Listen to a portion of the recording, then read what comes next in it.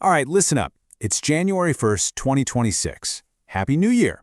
The market's still smoking from the 2025 finale, but there's a pulse. Something's happening, and we're going to get right into it. Okay, let me be clear. This is your dispatch from the digital front lines. No fluff, no suits, just raw, actionable intel from someone who spent way too much time staring at charts. Let's go. All right, so in the last, 18 hours or so, a massive event just detonated in the financial system. And honestly, it has the power to flip the entire script. We need to break this down right now. That's the number. $74.6 billion. The U.S. Fed just unleashed a colossal liquidity injection straight into the veins of Wall Street's banks. This wasn't some tiny little drip feed. This was a full-on bazooka blast.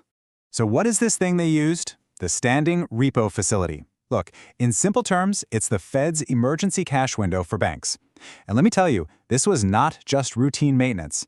It was the biggest short-term operation since the whole pandemic panic. Think of it as an emergency resuscitation for the entire system. And you have to understand the context here, why this matters so much. The market was basically on its knees. 2025 was the first year ever after a Bitcoin halving to actually close in the red. That's a huge deal. ETH ETFs were just bleeding money. So the Fed's move, right alongside Tether secretly scooping up Bitcoin, feels like a direct counterattack against the liquidity vacuum that was just sucking the life out of everything.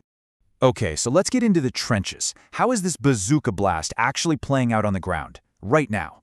This is where the carnage and the euphoria are colliding, second by second. The big dogs are on a razor's edge. I mean, Bitcoin is just clinging to that 87,500 support level for dear life. If that breaks, we could see a fast, ugly drop straight down to 84K. Meanwhile, ETH is kind of flirting with a breakout, but it really needs a bigger push. And here's the story of where that new cash is going.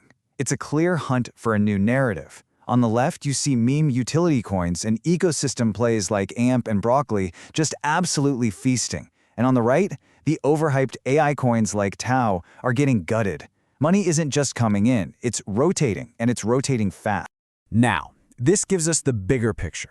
Bitcoin's dominance is shaky, hovering around 58%.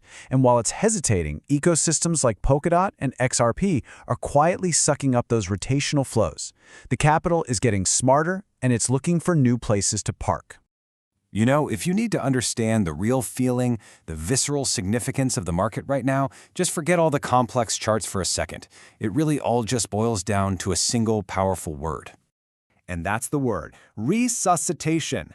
The market is literally gasping its way back to life. But let's be real, this is not some healthy, organic pump. It's an emergency procedure. The patient is still incredibly, incredibly fragile. Okay, let's pull back from the chaos for a minute and actually map out the potential paths forward. We need a game plan, both for the immediate short term and for the next few critical months. So, here's your tactical view for the next day or two. The most likely case is that Bitcoin just kind of grinds in this range. If these liquidity tailwinds keep up, the hot sectors we talked about could easily see another 10 to 20% pop.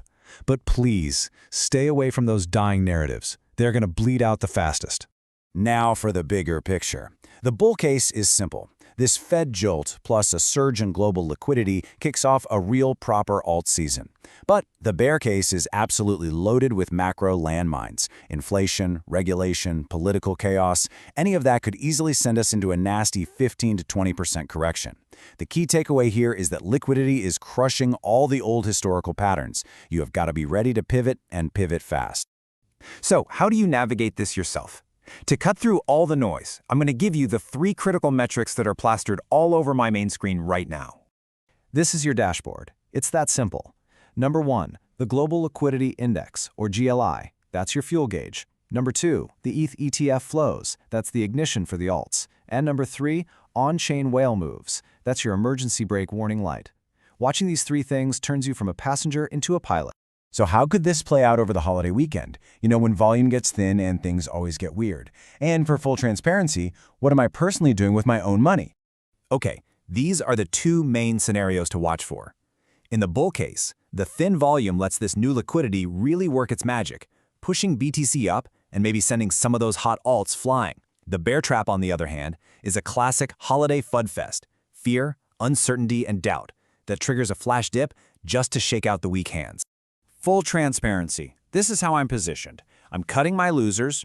That AI fatigue is very real. I'm adding to my core BTC and ETH positions for some stability. And I'm taking a little tactical shot on AMP, just looking for a quick flip. But remember, and this is critical, this is not financial advice. You have to trade your own conviction or you're going to get wiped out. And looking ahead to tomorrow, January 2nd, there are 3 specific timed events that could act as either landmines or rocket boosters for this really fragile market. Pay attention to these exact times. These are guaranteed volatility triggers. The jobless claims could kill the risk-on vibe instantly. Any regulatory buzz could pump certain ecosystems. And the Fed minutes at 2 p.m., well, that could either send Bitcoin on a tear or trigger a complete apocalypse. And that's the pulse for today. The main point is, we are seeing signs of a resuscitation, a gasp for air in a market that was basically left for dead. But the question that leaves us with is this: are we witnessing a genuine revival fueled by fresh liquidity, or is this just the final desperate bubble before the big pop? Stay savage.